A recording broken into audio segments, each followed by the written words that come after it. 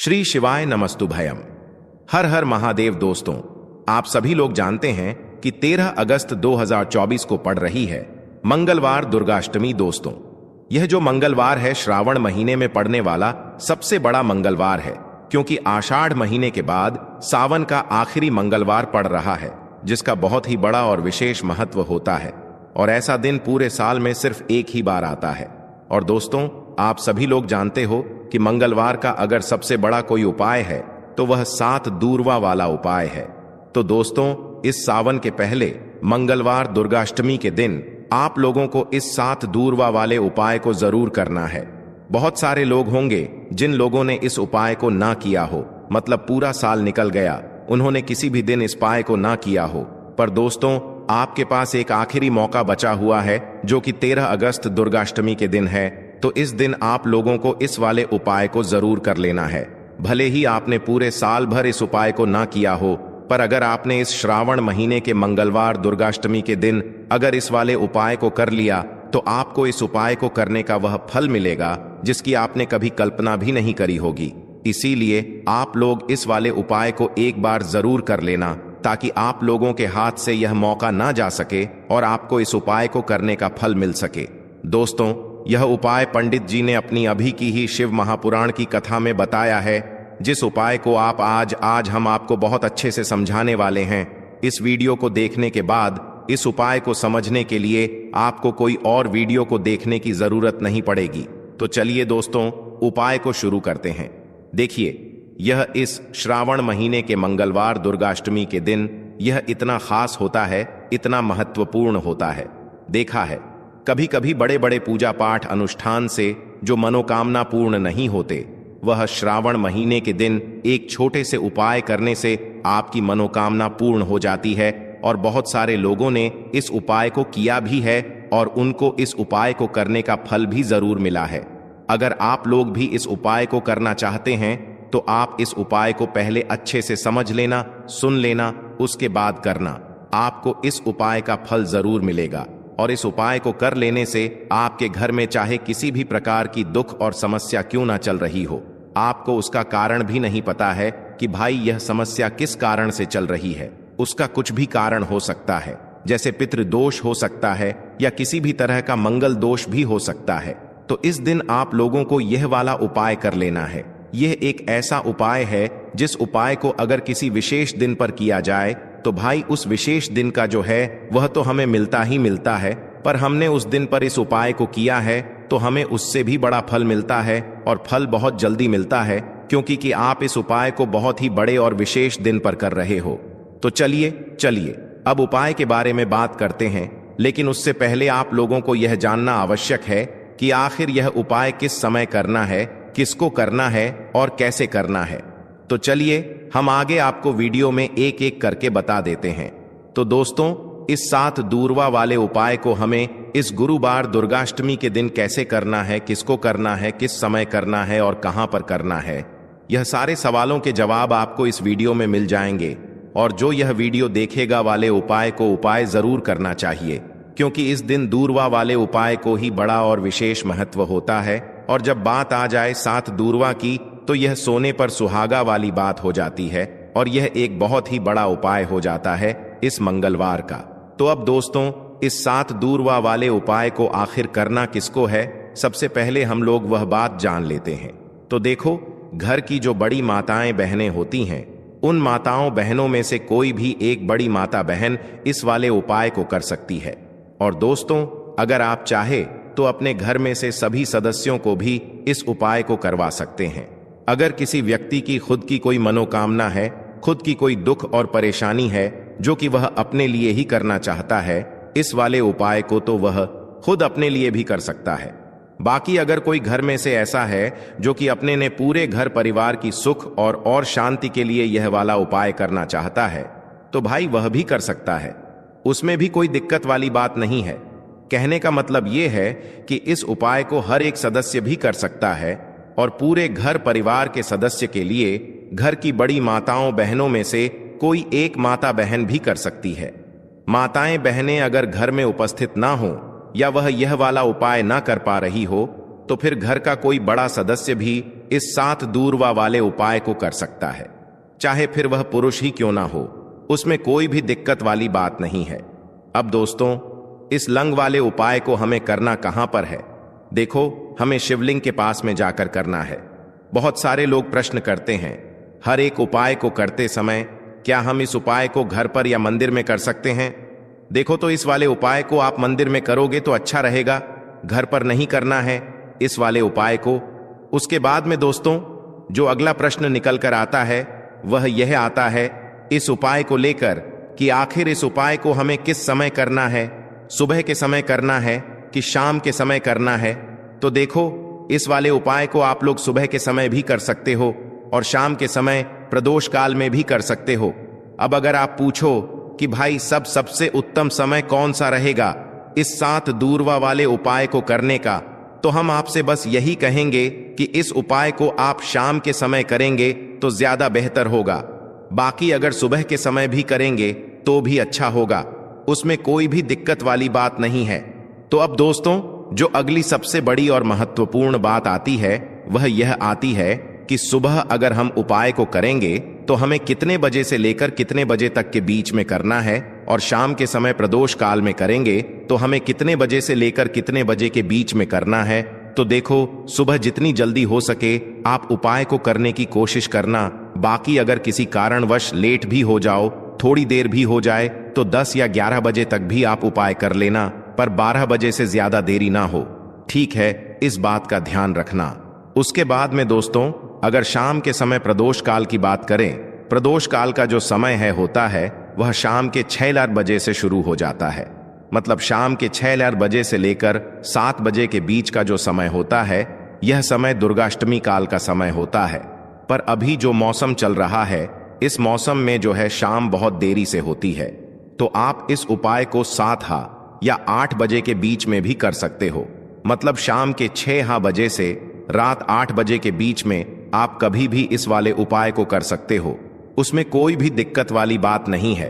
परंतु मंगलवार दुर्गाष्टमी के दिन कोशिश करना कि समय के अंतर्गत ही कर लो। किसी कारणवश ना कर पाओ तो थोड़ा देरी से भी कर सकते हो, आपको उपाय का फल जरूर मिलेगा।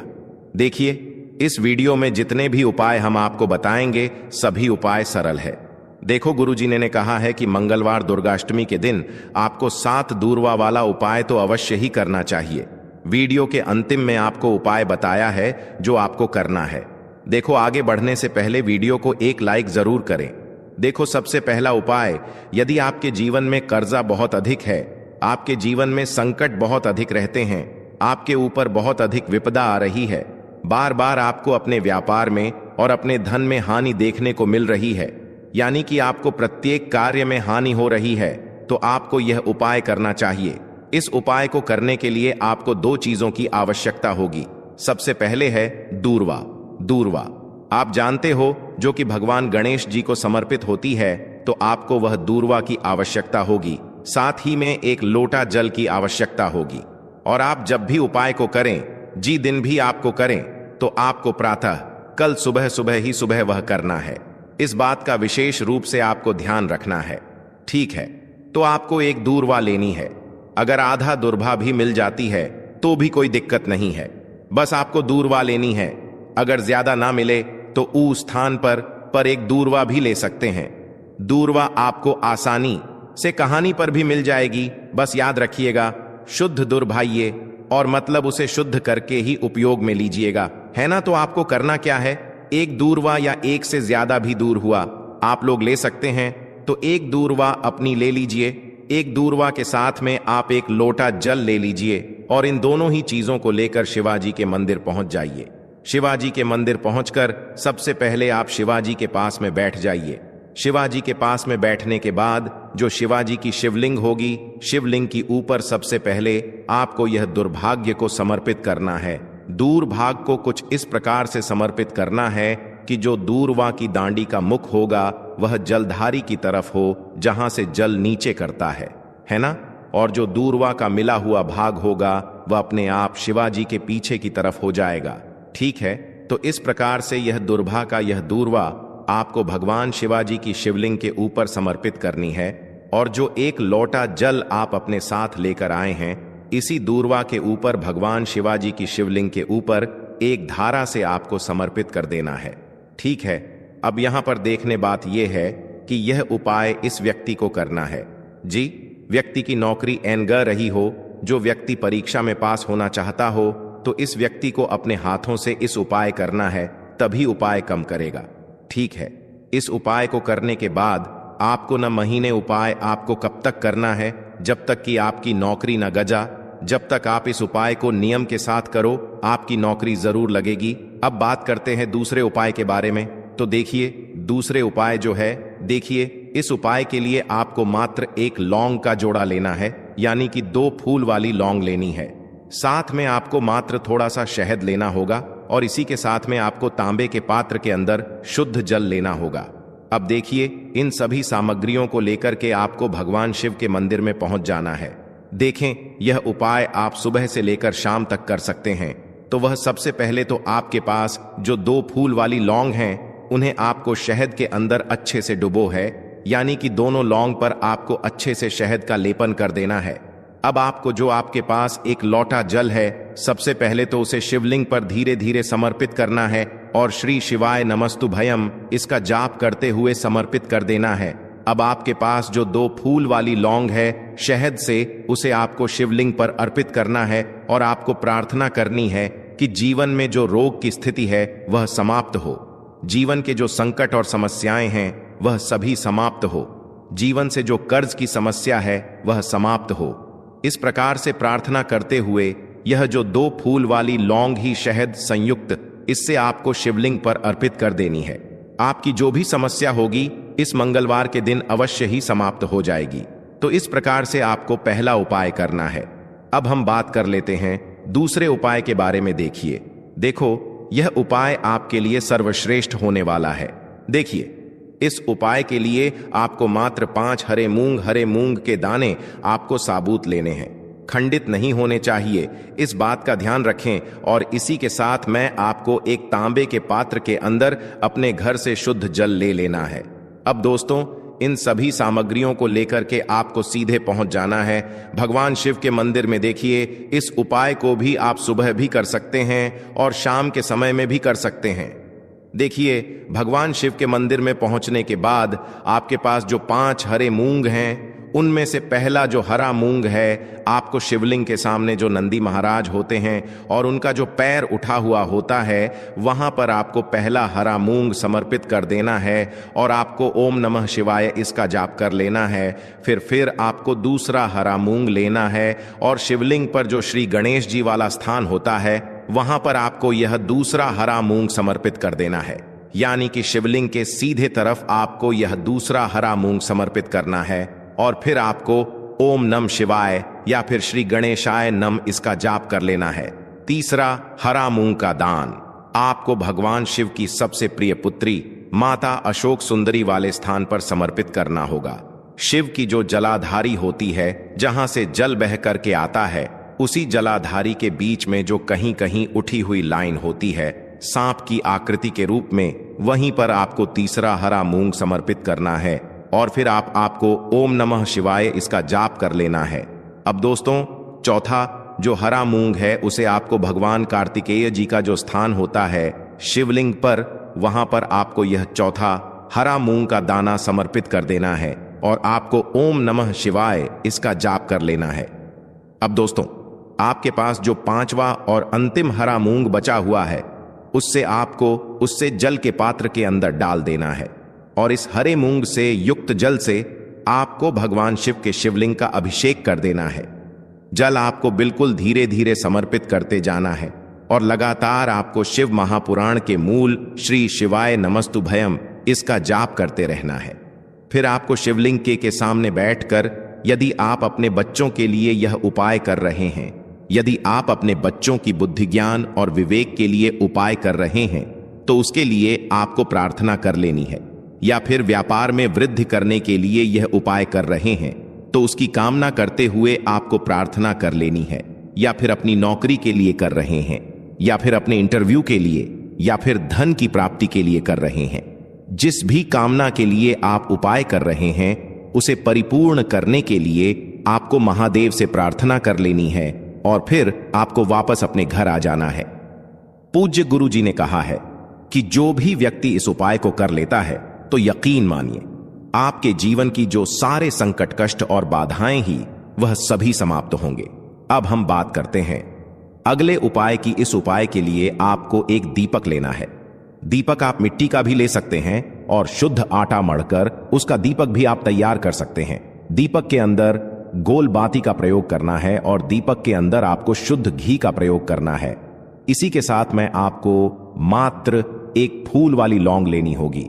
अब यह एक दीपक और एक फूल वाली लौंग लेकर के सीधा आपको पहुंचना होगा बरगद के वृक्ष के वहां पर। देखिए, सबसे पहले तो आपके पास जो एक फूल वाली लौंग है उससे आपको बरगद के वृक्ष की जड़ में समर्पित करना है। देखिए, अगर आपके जीवन में कोई भी बड़ा संकट आने वाला है, कोई भी बड़ा कष्ट आने वाला है, तो वह इस उपाय के माध्यम से दूर होने वाला है। महादेव की विशेष कृपा रहेगी कि जो भी संकट आपके जीवन में आने वाला होगा वह भी दूर हो जाएगा। तो आपको एक लौंग समर्पित करनी है बरगद के वृक्ष की जड़ में, और वहीं पर आपको जो है गोल बाती वाला दीपक जो आप लेकर के गए हैं उससे भी वहां पर प्रज्वलित कर देना है, वटकेयर करते हुए। देखिए, जब भी आपको जीवन में इस साल लगने लगे कि आपके जीवन में कुछ भी अच्छा नहीं चल रहा है, तब भी आपको ई उपाय करना है। तो इस प्रकार से आपको यह उपाय करना है। अब हम जान लेते हैं चौथे विशेष उपाय के बारे में। देखें, यदि आपके विवाह में, शादी में कोई भी समस्या आ रही है, यदि आपका जो कर्ज है वह दिन पर दिन बढ़ते ही जा रहा है, तो आपको यह चमत्कारी उपाय करना चाहिए। कोई भी समस्या अगर जीवन में है तो उसे दूर करने के लिए आपको ई उपाय करना चाहिए। मंगल दोष से जुड़ी हुई समस्या भी है तब भी आपको यह उपाय करना चाहिए। देखिए, इस उपाय के लिए आपको एक तांबे के पात्र के अंदर अपने घर से शुद्ध जल लेना है और इसी के साथ में आपको एक चुटकी लाल चंदन लेना होगा। अब आपको क्या करना है कि जो लाल चंदन आपने लिया है उसे आपको उससे जल के पात्र के अंदर डाल देना है और यह जल्द जो है आपको लाल चंदन से युक्त तैयार कर लेना है। और यह लाल चंदन से युक्त जल आपको भगवान शिव के मंदिर में लेकर के पहुंचना है। लेकिन यह उपाय भी आप सुबह से लेकर के शाम तक कर सकते हैं। अब दोस्तों, यह जो लाल चंदन से युक्त जल है, इससे आपको भगवान शिव के शिवलिंग पर धीरे धीरे अर्पित कर देना है और आपको लगातार श्री शिवाय नमस्तुभयम इसका जाप कर रहना है। देखिए, यदि आपके जीवन में विवाह से जुद्ध समस्या चल रही है तो आपको मंगलेश्वर महादेव का स्मरण करना है, और जीवन में अधिक कर्ज की समस्या है तो आपको आरण मुक्तेश्वर महादेव का स्मरण करना है। देखना, एक दिन आपकी सब तरह की समस्या जल्दी ही समाप्त हो जाएगी।